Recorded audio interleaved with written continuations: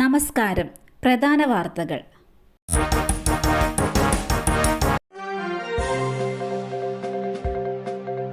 പാലക്കാട്ട് മന്ത്രി ശിവൻകുട്ടിക്ക് നേരെ കരിങ്കൊടി. വിവിധ സ്കൂളുകളിലെ കെട്ടിടങ്ങളുടെ ഉദ്ഘാടനത്തിനായി നെന്മാറയിലേക്ക് പോകുന്ന വഴി വല്ലങ്ങി വിത്തിനശ്ശേരിയിലാണ് യൂത്ത് കോൺഗ്രസ് പ്രവർത്തകർ കരിങ്കൊടി കാട്ടിയത്. പ്രവർത്തകരെ മന്ത്രിയുടെ വാഹന വ്യൂഹത്തിനൊപ്പം ഉണ്ടായിരുന്ന പോലീസ് പിടിച്ചുമാറ്റി. മന്ത്രി എത്തുന്നതിന് മുന്നോടിയായി യൂത്ത് കോൺഗ്രസ് ജില്ലാ general secretary Vineesh Karimpara, KSU നേതാവ് രാഹുൽ KC എന്നിവരെ പോലീസ് കരുതൽ തടങ്കലിലാക്കിയിരുന്നു. നിമിഷപ്രിയയുടെ മോചനം. കാന്തപുരത്തെ സന്ദർശിച്ച ചാണ്ടിയുമ്മൻ. നിമിഷപ്രിയയുടെ മോചനവുമായി ബന്ധപ്പെട്ട അനിശ്ചിതത്വം തുടരുന്നതിനിടെ ചാണ്ടിയുമ്മൻ MLA കാന്തപുരം AP അബൂബക്കർ മുസ്ലിയാരെ സന്ദർശിക്കുന്നു. മർക്കസിലെത്തി കൂടിക്കാഴ്ച നടത്തുകയാണ്. യമനിലെ ജയിലിൽ വധശിക്ഷയ്ക്ക് വിധിക്കപ്പെട്ട നിമിഷപ്രിയയുടെ വധശിക്ഷ മാറ്റിവെച്ചെങ്കിലും മാപ്പ് നൽകുന്നതിന് തലാലിന്റെ കുടുംബം തയ്യാറായിട്ടില്ല. അനിശ്ചിതത്വത്തിനിടെയാണ് കൂടിക്കാഴ്ച.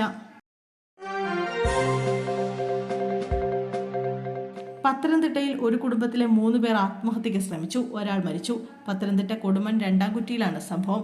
48-കാരി ലീലയാണ് മരിച്ചത്. വീടിനുള്ളിൽ തൂങ്ങി മരിച്ച നിലയിലാണ് ലീലയെ കണ്ടെത്തിയത്. അമിതമായി ഗുളികകൾ കഴിച്ച ഭർത്താവിനെയും മകനെയും കോട്ടയം മെഡിക്കൽ കോളേജ് ആശുപത്രിയിലേക്ക് കൊണ്ടുപോയി. ഇവരുടെ ഒരു മകൻ എറണാകുളത്ത് ജോലി ചെയ്യുകയാണ്. സാമ്പത്തിക പ്രതിസന്ധി തുടർന്ന് ലീലയും ഭർത്താവും മകനും ജീവനൊടുക്കാൻ ശ്രമിക്കുകയായിരുന്നു എന്നാണ് പ്രാഥമിക നിഗമനം. അതുല്യയുടെ മരണം. ഭർത്താവ് സതീഷിനെ ജോലിയിൽ നിന്ന് പിരിച്ചുവിട്ടു.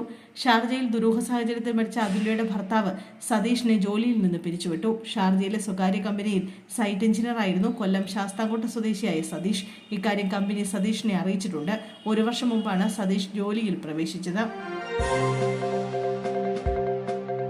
തമിഴ്നാട് മുഖ്യമന്ത്രി MK സ്റ്റാലിനെ ആശുപത്രിയിൽ പ്രവേശിപ്പിച്ചു. ചെന്നൈ അപ്പോളോ ആശുപത്രിയിലാണ് പ്രവേശിപ്പിച്ചിരിക്കുന്നത്. പതിവ് നടത്തത്തിനിടെ ഉണ്ടായ തലകറക്കത്തെ തുടർന്നാണ് ആശുപത്രിയിൽ പ്രവേശിപ്പിച്ചതെന്ന് മെഡിക്കൽ ബുള്ളറ്റിൻ വ്യക്തമാക്കി. രോഗനിർണയ പരിശോധനകൾ നടത്തിവരികയാണെന്നും ഡോക്ടർമാർ അറിയിച്ചു. 2 ദിവസം വിശ്രമിക്കാൻ അദ്ദേഹത്തോട് ഡോക്ടർമാർ ആവശ്യപ്പെട്ടിട്ടുണ്ട്. ഇതേ തുടർന്ന് സ്റ്റാലിന്റെ പരിപാടികൾ റദ്ദാക്കിയിട്ടുണ്ട്.